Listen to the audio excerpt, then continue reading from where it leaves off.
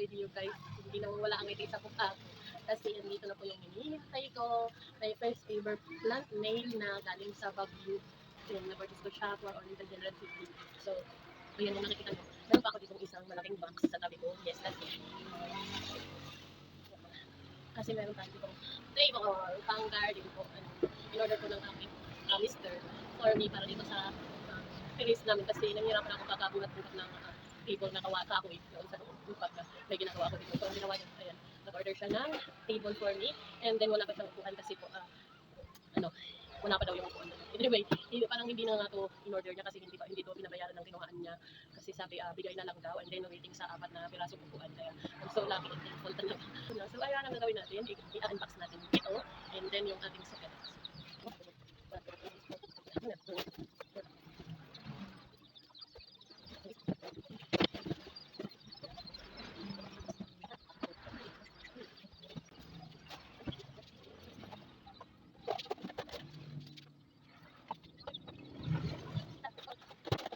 Tada! Ang ganda po niya. Ayan na po yung misa. Tamang-tama lang. So, ayan guys, ito na po yung mesa na in-unbox natin kanina. So, maganda siya. Sige, gamit ko lang talaga. And tamang-tama lang yung sukat niya dito sa taas natin. So, for now naman, ito yung dito ko pinaka-excited. Kasi ito ay, hinintay ko siya ng 6 days. And, ito na nga. Titingnan natin kung saan talaga aabot ang 25 pesos. Hindi ko alam, ang pagkakano ko, I have 11 na orders ko. So, pinaka-excited talaga. This is my first ever plant mail this year. Simula nung nag-pandemic, first time kong nagkaroon ng plant mail. After 2 years. Yeah, after 2 years. Now, we are going to unbox our succulent. Anyway, parang hindi na tayo mag-unbox kasi bukas na siya. So, ayan, let's go unbox and box. We will see kung maganda yung succulents na nakuha natin guys. Nabay ko to siya for only, bili ko siya for only 25 pesos each. Dito sa Baguio, noong, galing pa ako sa lage pa ako. Yan yung laman ng ating mga plant mail. Okay, first walang laman. Second, walang laman. Nako, makaputol. Puro walang laman to. Third, wala pa ring laman. Fourth, wala pa ring laman. Hindi ko alam kung may laman talaga wala. Fifth, wala pa ring laman. Parang binuksan na to Ayan Parang binuksan na to. Ewan ko lang check ko lang talaga. Wala pa ring laman. And fifth, wala pa ring laman. Another wala pa rin naman. So, ang in-order ko po ay diaryo, newspaper. Ayun, wala pa rin laman. So, ayan, wala ata tayong laman. Pero, the moment of truth, ito talaga ang laman. Oh, first, ayan. So, ito yung ating na-order na, okay lang guys na ganyan ang itsura. Kasi, knowing, galing Baguio siya. So, ganyan talaga magiging itsura niya kasi na-air dry pa siya. So, ayan. In-order ko siya by uploaded. Kasi pag, yung i-order mo, ay, nagkakaroon na siya ng ugat. May mga ugat-ugat na siya, bago. Pero, iti-trim ko pa rin ito. After, bago natin siya itanim. So, ito yung ating roast cabbage. Ayan yung itsura ngayon na roast cabbage. It's okay kasi it's normal na. Ganyan yung itsura niya. And then, ito yung isa. Kasi dalawa yung in-order ko po. And this is only for 25 pesos each. Oh my God. Para yung happy again sa ating mga purchases. Kahit ganito siya. Kasi this is only for 25 pesos. Ayan, may mga dry leaf na siya sa ilalim. Pero okay lang yan kasi kaka-air dry lang yan. So meaning, maganda yung pagkaka-air dry niya. Hindi siya nalanta. So, thank you to my sealer talaga.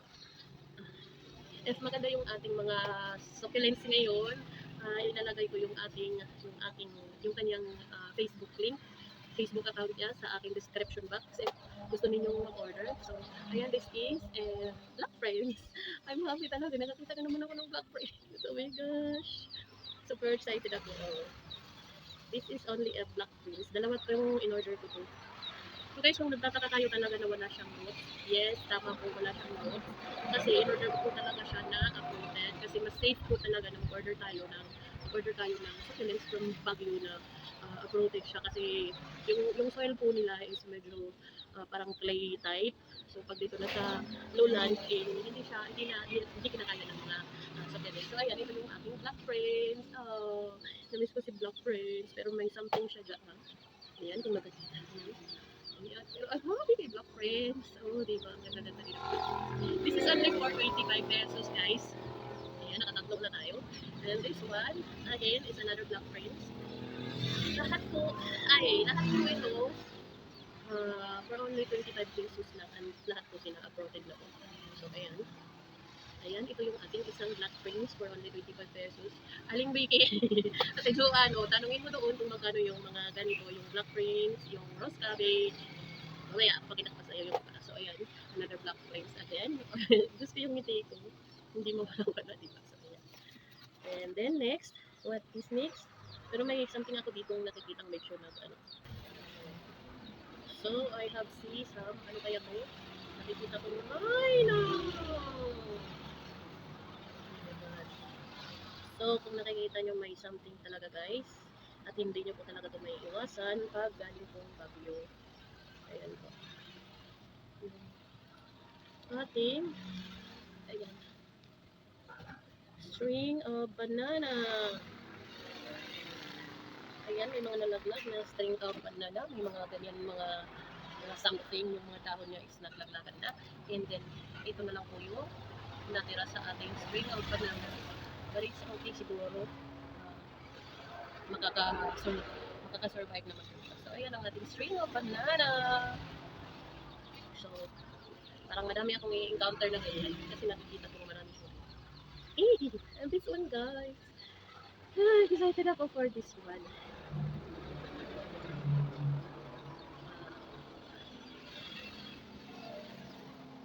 See how Gordo series? Ito yung campfire. Gusto niya ng mainit. Siya si campfire.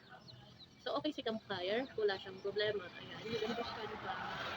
Ganda ni campfire. And then, meron na tayong yung 4-6.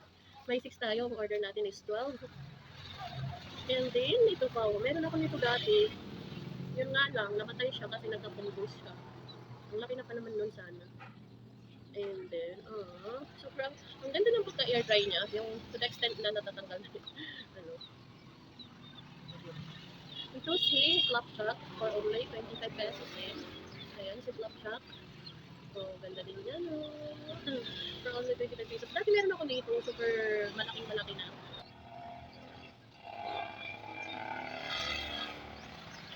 Ito yun, si Ruby, necklace. Si Ruby. Ito yung hanging plant din ito, guys. I don't know about the clear tips about this one. Si Ruby ito. Si Ruby. Pero, parang hindi na siya si Ruby. Kasi, ganyan po yung hitsura niya. Hanging plant po siya. Ganyan. Mukhang stress na stress si Ruby.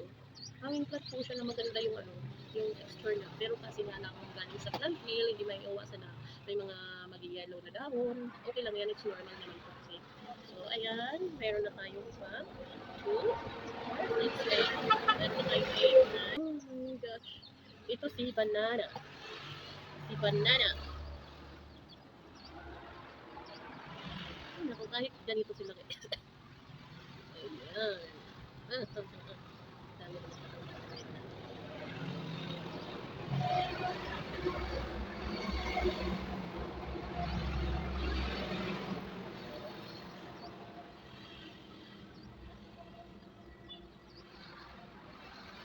yan si banana.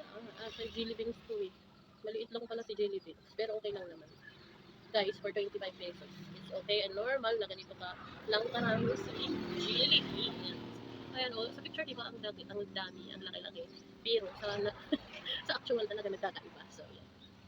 Tapos plus pa yung mga nalalaglag na dahon. I only have 2 na lang yung guys.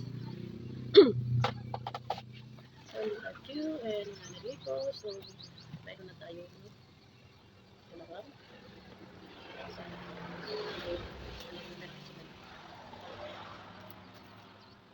So, ayan. Wow.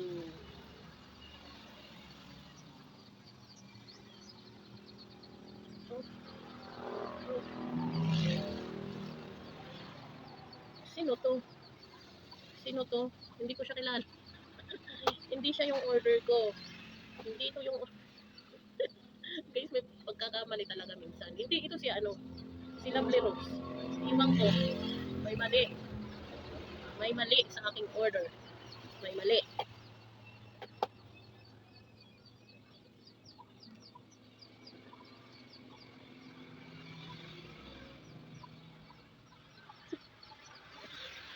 Guys, for 25 pesos. Ano to? Nakalimutan ko yung pangalan nito. Sa first, focus ko yung expectation versus reality talaga. Pero yun talaga ang nangyayari sa plant mail sa Baguio. Siyempre, 25 pesos lang yung bibilin mo, bibigyan ka pa ng pinakamalaki. Siyempre, hindi po. Yung halagang for 25 pesos lang talaga ang ibibigay sa atin.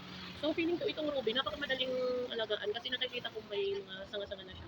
But ito talaga, dito talaga ako nagtataka kung ano talaga to siya. Kung ano talaga siya, hindi ko alam.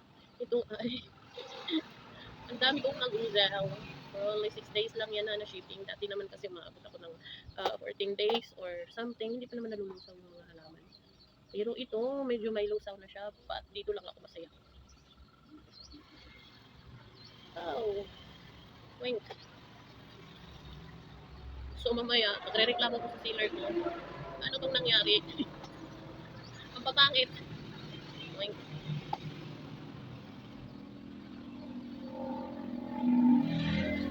Ang pangit nang ibinigay sa akin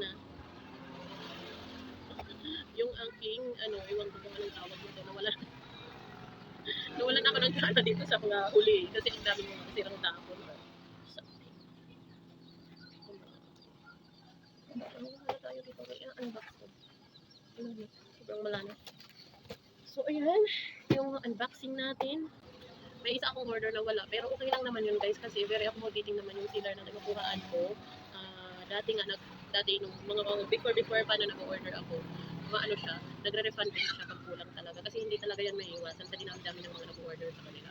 So, ayan, tanggalin ko lang yung mga dry leaves dito. So, ang gagawin ko dito, air dry ko lang muna siya for 1 day. And then, bago ko siya i-air dry, ikakat ko muna yung mga ugat para magkaroon siya ng bagong mga ugat at hindi siya mahirapan mabuhay. So, ayan. Ito ang ating sana mabuhay ko siya. But it's okay. So, ayan guys, ganito. Ito. Ang binayaran ko dito is for 350. So, okay na ako sa 350 at least nakita ko na naman po silang dalawa. Dito pa lang waging-wagay na ako feeling ko. Kasi lang talaga sa boses ko kasi hindi nyo naririnig. Kasi ang liit-liit ng boses ko. Ayan, tanggalin ko lang yung mga dry leaves. And then magkakat tayo na ating mga ugat mamaya. And then air dry natin for 2 days or 1 day. Pero kung hindi natin siya i-air dry or ikakat yung dahon niya, pwede natin siyang air dry ulit ng isang araw, saka natin siya itanim. Pero kung ikakat ko yung dahon niya, i-air dry ko naman siya ng 3 days para hindi siya mabigla. Okay lang po na okay lang po na ikat natin sila kasi mas nag-aano pa yan sila, mas nagiging masaya pa yan sila kasi nagkakaroon sila ng panibagong pag-asa, char. Kasi nga po, yung ugat na bagong tubo is parang fresh talaga siya. So, ayan po yung na-order natin guys. So, happy naman ako for the 350. Ayan yung aking nabili. So, Aling Biki, pakitanong kung magkano yung roast cabbage, isa ng roast cabbage doon or imbricata doon sa US. Imbricata yung tawag nito eh.